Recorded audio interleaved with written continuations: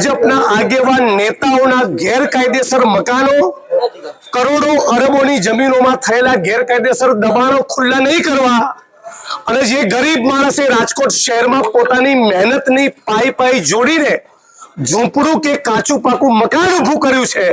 એને નોટિસ આપીને તોડી પાડવાનો રિવરફ્રન્ટના નામે જે કારસો ઘડવામાં આવ્યો છે એની વિરુદ્ધમાં રાજકોટ શહેર કોંગ્રેસ વતી અમે આજે કલેક્ટરશ્રીને આવેદનપત્ર આપ્યું છે। અમારી એક જ લાગણી, એક જ માગણી છે કે આપણા દેશના બંધારણે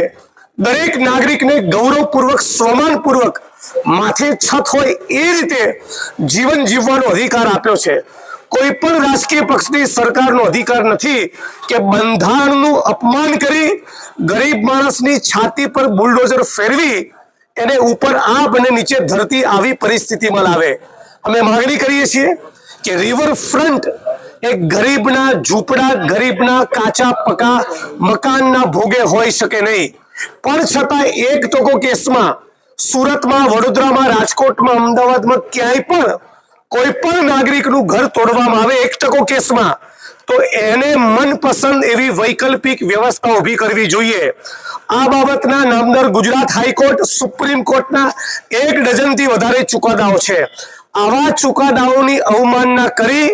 વિકાસના કોઈ પણ પ્રોજેક્ટ કે રિવરફ્રન્ટના નામે રાજકોટ વાસીઓને બેઘર કરવામાં આવે અને ભાજપના નેતાઓના દબાણો માટે મૌન ધારણ કરવામાં આવે એ કોંગ્રેસ પાર્ટી તરીકે અમે ચલાવી લેવાના નથી। અને 10 તારીખે રાજકોટમાં જ્યારે દેશના પ્રધાનમંત્રી નરેન્દ્ર મોદી આવે ત્યારે એમને સવાલ પૂછવા માટે રાજકોટની જનતા રાજકોટ કોંગ્રેસ જશે કે તમે જ્યારે પ્રધાનમંત્રીની ચૂંટણીનું ફોર્મ ભર્યું ત્યારે દેશની જનતાને વચન આપ્યું હતું કે મારા પ્રધાનમંત્રી બનેના 5 વર્ષમાં ગુજરાતમાં અને દેશમાં એક પણ નાગરિક નહીં બચે જેના માથે છત્ર હોય, પણ રાજકોટમાં જ્યાંથી તમે પહેલી વખત ચૂંટણી લડ્યા એ રાજકોટ શહેરમાં તમે ઓછામાં ઓછા 35,000 લોકોને બેઘર કરવા માટે કેમ માંગો છો?